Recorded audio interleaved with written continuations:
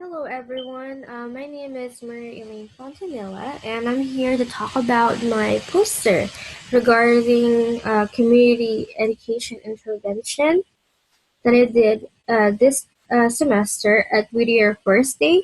It's a homeless shelter, and let me talk about a little bit of introduction and background first before I talk about my interventions. So Whittier First Day is a homeless shelter and it has a capacity to um, to shelter 45 individuals. They accept males and females. The services that they have on site are health screening, mental health services, on-site meals, of course, case management, clothing, 12-step meetings, um, training and assistance regarding employment assistance.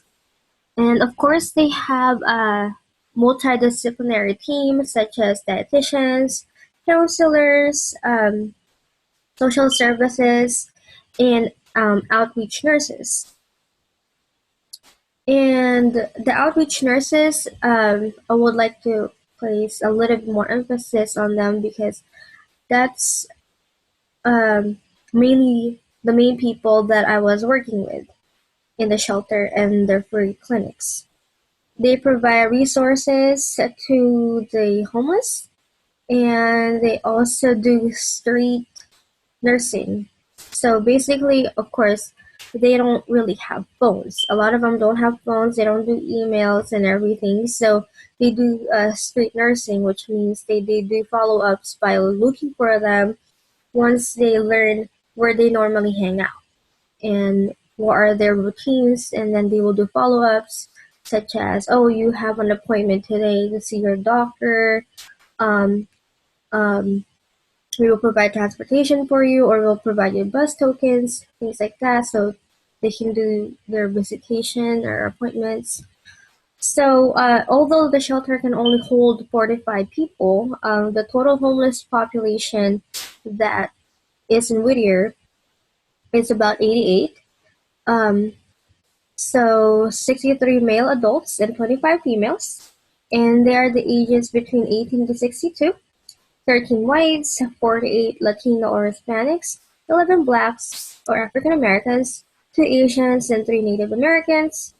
Most of them, according to the demographics that I was able to collect in the shelter, a lot of them have mental illness. I would say about half of them, and a lot of them also have medical health.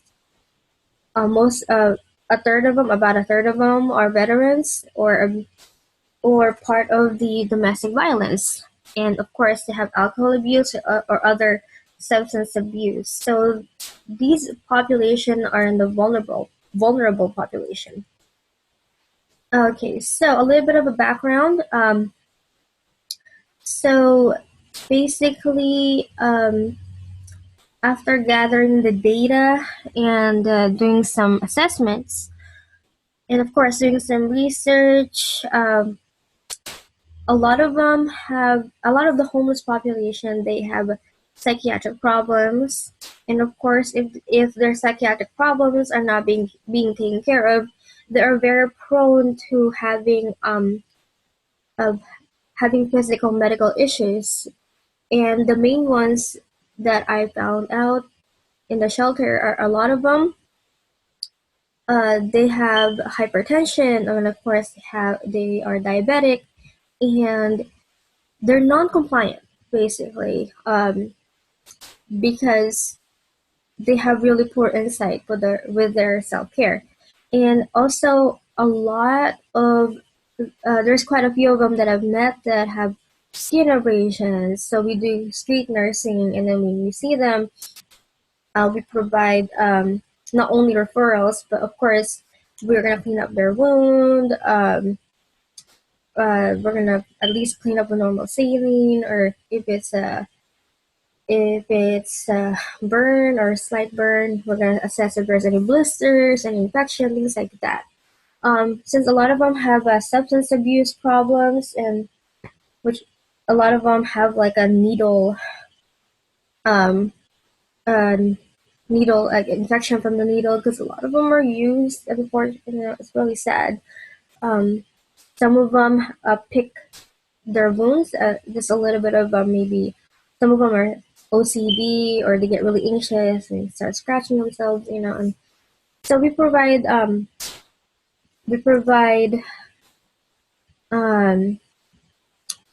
some interventions regarding those wounds, and other than addressing their physical problems and of course psychiatric problems.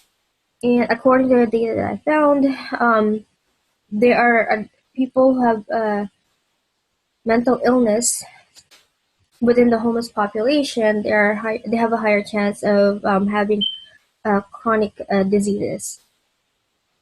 So some of the free clinics that we have available in the community is the one that's called Exodus Recovery Inc. They have a free clinic for uh, for individuals who are having psychiatric crisis, and that's available for 24 hours. Or if they have substance abuse problems as well, they can go there as well, and that's available for every homeless in the area. And we provide as many teaching as we can where they can go, if free clinic is not available, things like that.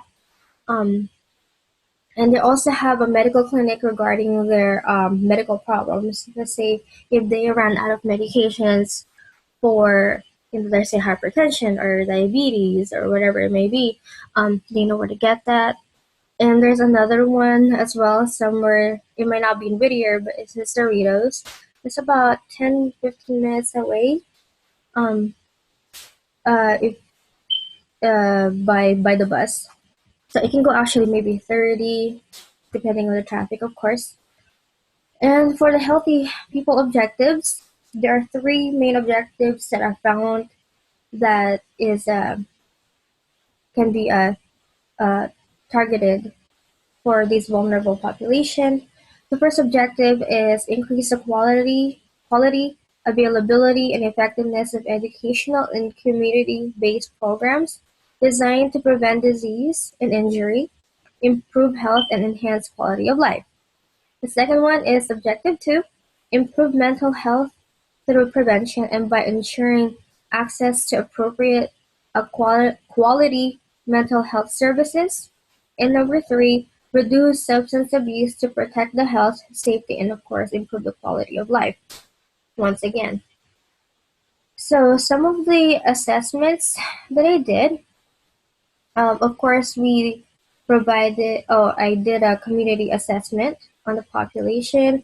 I collected some demographical data that was provided in the shelter, and what are the common services that are usually provided for them that's very helpful for them, such as free clinic. And of course, I interviewed some of the staff members and some of the homeless population. What are the things that helping them, or what they wish they have within the community to help them. And I gathered all these data, a lot of them on my first day of volunteering. And for my conceptual framework model, I used the Orm's self-care deficit theory. And it has three interrelated theories, such as the theory of self-care, self-care deficit, and the theory of the nursing systems. So all of them are integrated so that we can help the vulnerable population and the homeless. Nursing process represents a method to determine the self-care deficit, and in this case, the self-care deficit, there's quite a few that we found. Non-compliance is the main thing, such as not taking their medications and etc. And the reason why is because a lot of have substance abuse problem or mental health problems. So with that being said, the issue that I found, or challenges that I found while doing the teaching, is that it's difficult to teach them when they're not stabilized in their medications. So if that's the case, we refer them to a higher level of care. A lot of them, surprisingly, especially the chronic homeless. They're once you redirect them, it's easier. I think it's because they've seen the same people. They know what services the shelter provides and who are the outreach nurses. So they know once they're being talked to, oh, okay, um, they're serious. They want to help me, things like that. And what's interesting is that when we're doing wound care and all that stuff, um, a lot of them calm down because they know that they can't cure their own wounds without proper people to be there, and of course we're there to help them. So, um, so the challenge is that it's hard to teach someone who is not stable. Um, Also, another thing is that the skills that they should have is being able to read and write, and most of them can. Most of them are able to. Just a little bit of a problem, maybe like translation. Maybe they need someone who speaks Spanish. That's one of the challenges providing teaching. Um, what else? So, in order to help the population behave in a way, resources for information must be available to them, of course.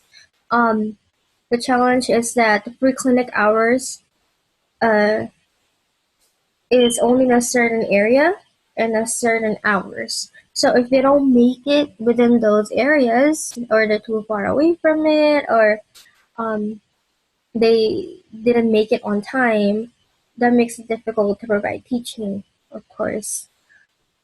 So what we did was when we were doing the teaching, we just we go to the popular church that they normally go to, or we went to the riverbed where we know a lot of them are there. Like they built their tents there and everything, so we know where to find them, and we went there to provide some teaching. And of course, we provided information regarding crisis hotline or other resources in the area, such as the uh, contact information of the shelter. Uh, if they are ever in crisis or really need help, what are the clinic hours, what days. And of course, we also provide another clinic, which is the St. Matthias Clinic, and they can go there as well. Another good resource for them, of course, is the crisis within the Whittier area. Provided those a long list of information for them that they can contact. So the interventions that we did. Oh, I'm sorry. What happened? Sorry about that. So the interventions that we did is that we provided education to the community regarding medical and psychological illnesses in order to improve their overall health and quality of life.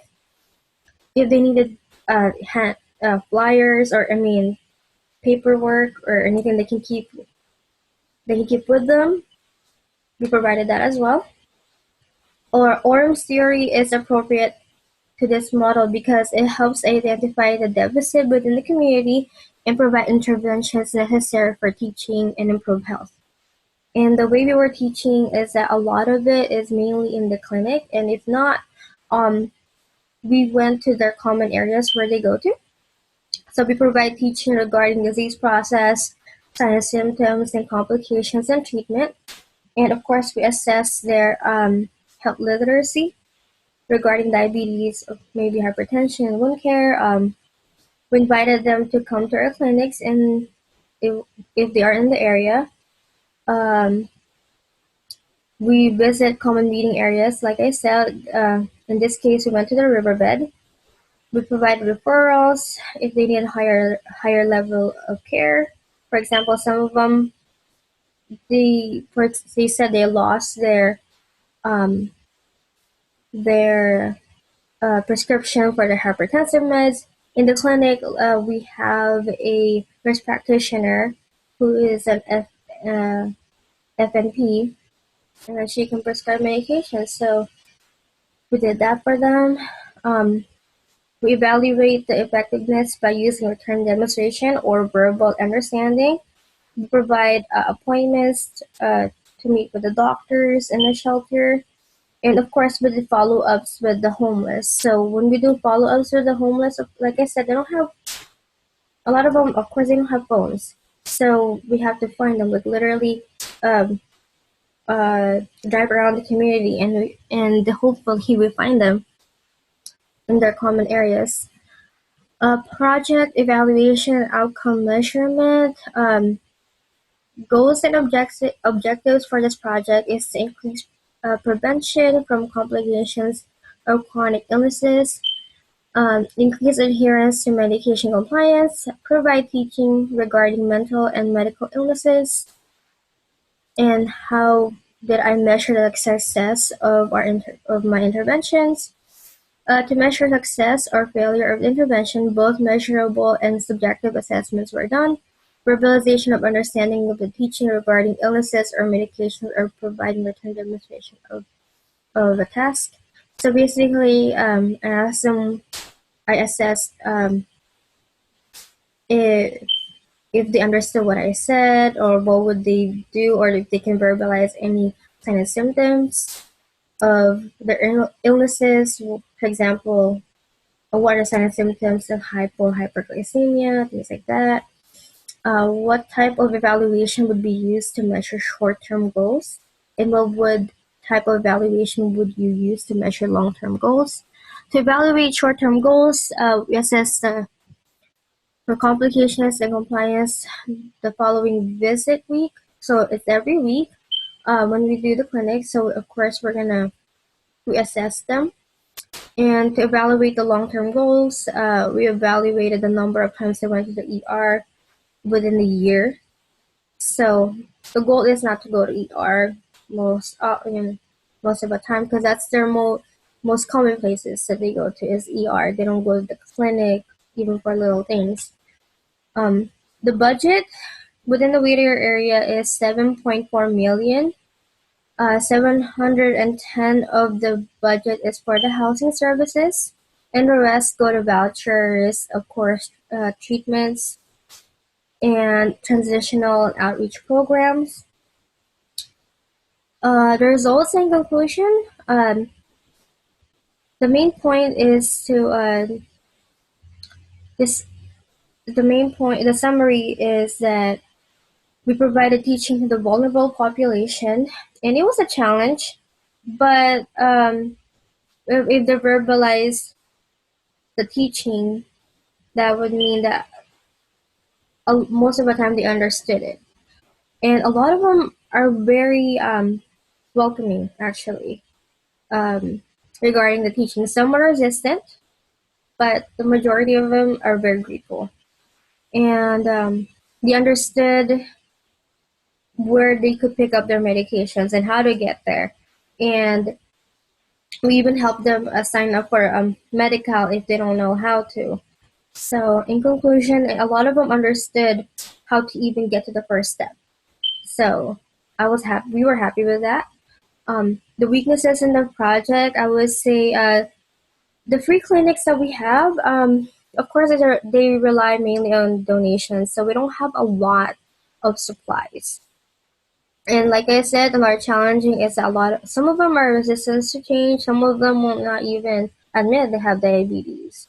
And it's also challenging to find the clients, especially when we're doing follow-ups with them, or if we want to further assess them regarding their treatments and medications to pick it up if they see a doctor, things like that. In the suggestions, I would say learn where are the common places within the community that they stay, or what are the other services that will help them see to their doctors. For example, the shelter used to have a van that would pick up all the homeless people within the community that's having a hard time get to the clinic, but because of the budget, they couldn't do that. But if we could do that, that would be great. And of course, these are my references, and that conclude my presentation, and I hope you like it. Thank you so much. I really learned a lot from uh, from my volunteer hours and in the clinic, and thank you. I can't wait to watch the other presentation. Have a good night.